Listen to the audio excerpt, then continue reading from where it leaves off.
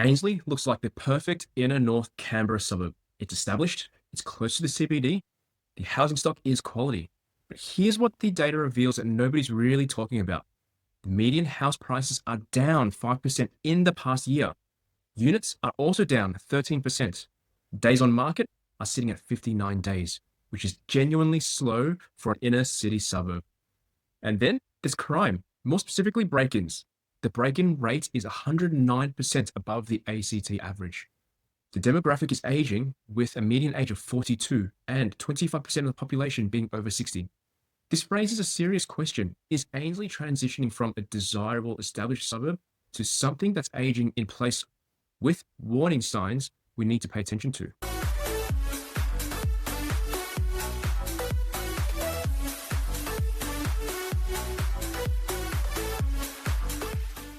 Ainslie is positioned in Canberra's inner north, just 3.8 kilometers from the CBD.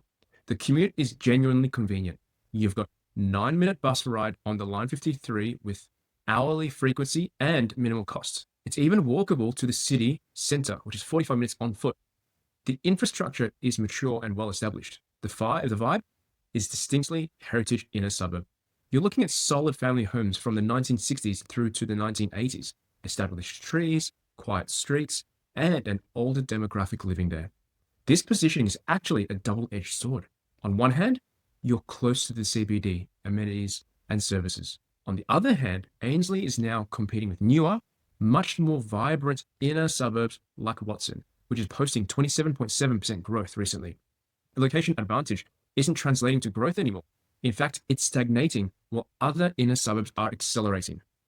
Now, the price point tells the story. The median house price is sitting at $1.43 million, which is a premium price for Canberra. Compare that to nearby Watson at just $1.12 million. That means you're paying $300,000 more to buy in Ainslie, but Watson is doing 27.7% growth, while Ainslie is declining at 5%. Inner North averages are around $1.18 million. So Ainslie is between $200,000 and $250,000 more expensive. The value story is starting to break down here. You're paying a premium price without getting the growth premium. Units are particularly concerning at $1.05 million with only 2.9% yield, which is below the acceptable risk-return ratios.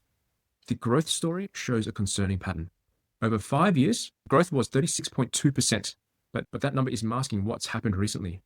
In the past 12 months, houses are down 5% and units are down 13%. This isn't a normal correction. This is sustained decline. The drivers are structural, not cyclical. The demographic is aging. Median age 42 with 25% over 60. Aging demographics typically correlate to price stagnation or decline. There's no new development attracting younger families or investors. Ainslie is being aged by population rather than refreshed. Meanwhile, growth suburbs like Gungahlin, like Palmerston and Fort are posting 30% growth annually. When growth suburbs offer returns that high nearby, a suburb with 5% decline struggles to compete for buyers. So let's look at what's happening in the market. So days on market are at 59 days, which is notably slow for an inner suburb with CBD proximity. Typically, inner Canberra properties move in 30 to 40 days. At 59, you're looking at either sellers pricing above the market will bear or genuinely weak buyer demand. Historical data shows only 43 houses sold in the past year, which is low for a suburb of 5,373 people. The real issue is that there's no supply constraints driving Ainslie's value. Properties aren't scarce. They're just not in high demand. When inventory sits longer, it signals supply exceeds demand. Exactly the opposite of what supports price appreciation. Slow sales plus extended days on market equals downward price pressure, which is why we're seeing the 5% decline. The vacancy rate is tight at 0.65%, suggesting rental demand exists. But here's the important context. Tight vacancy with low purchase demand suggests renters are staying because they can't afford to buy, not because the suburb is thriving. Population is stagnant. There's no growth injecting new demand. The demographic profile is aging with a median age of 42 and 25% over 60. When a suburb's median age is rising and the population isn't growing, that's a serious warning signal. Younger families are choosing Gungahlin areas like Palmerston and Fort, where the median age is 28 to 32. Ainslie is aging in place without replacement population arriving. The buyer pool is declining, especially investor buyers seeking growth. Infrastructure in Ainslie is mature, which is great for baseline utility. The transport is excellent, 9 minutes to CBD by bus, but there are no new catalysts on the horizon. North Ainslie Primary School is undergoing modernisation, but that's a design phase with $1 million committed. That's maintenance, not really a growth phase. When you compare Ainslie's infrastructure pipeline to what Gunglin and Molonglo are getting, Ainslie is empty. New suburbs are capturing the infrastructure investment narrative. Ainslie's infrastructure provides stability, but doesn't drive appreciation. Without new catalysts creating fresh demand, Ainslie relies on existing buying interest, which is clearly declining. Now let's talk the returns. Houses are renting for approximately $800 per week on a $1.43 million purchase price. That's 2.9% gross yield. Canberra's average house yield is 3.7%. So you're 0.8% below average. Units are yielding around 3% on a $1.05 million purchase. Gunglin suburbs in growth mode are yielding 3.2 to 3.6%. Here's the trap. 2.9% yield minus 5% capital decline equals negative 2.1% total annual return. You're actually losing money. Even if you believe in a turnaround, the yield isn't compensating for the price risk. The maths are unattractive. A $1.43 million investment returning negative 2% annually, while growth suburbs return positive 28% elsewhere, represents a massive opportunity cost. The demographic composition here attracts predominantly owner-occupiers at around 67%. But this is actually a problem rather than a feature. High owner-occupier ratios in declining suburbs mean trapped equity. Owners stay put due to emotional attachment and exit costs rather than selling or upgrading. The median age is 42 with 25% over 60 plus. Household composition is predominantly singles and couples, not young families. Average household income data shows 55% of the population in lower income bands between $0 and $78,000 annually, which is below professional class benchmarks. The demographic anchoring Ainslie is older and lower income with reduced purchasing power.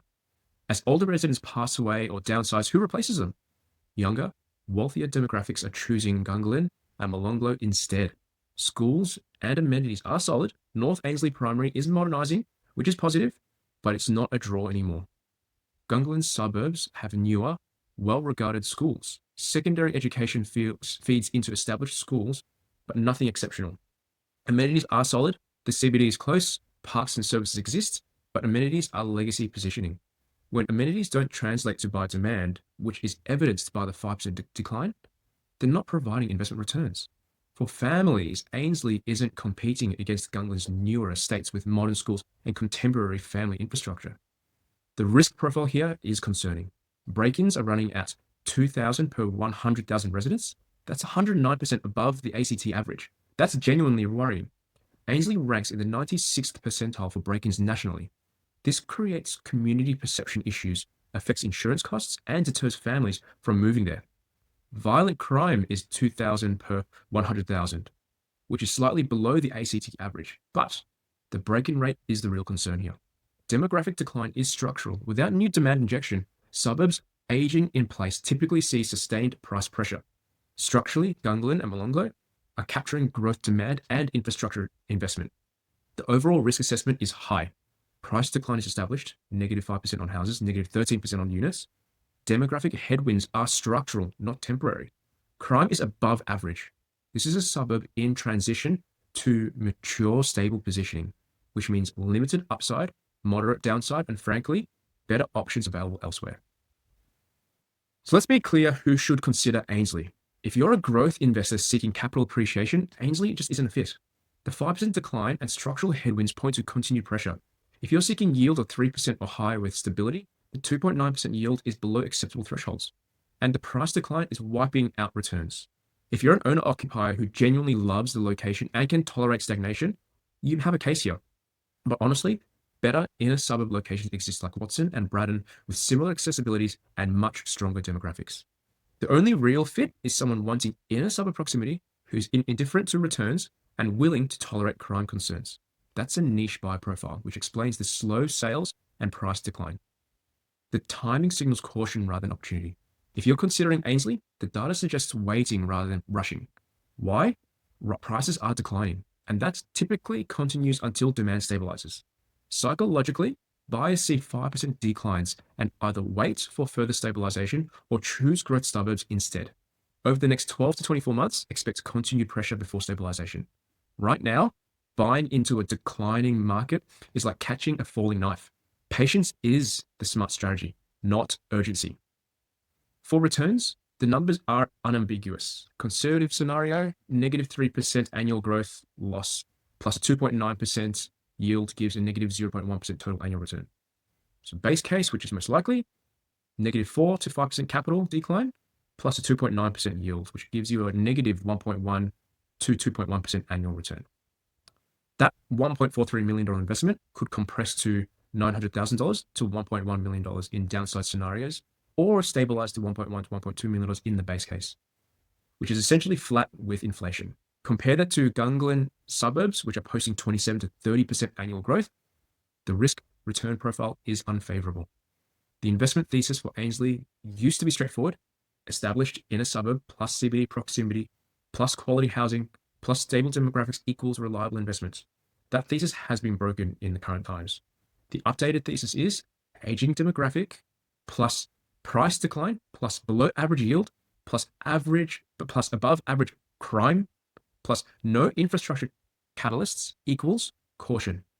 This is what happens when a suburb stops attracting new demand and begins aging in place. The structural factors aren't reversing without major intervention.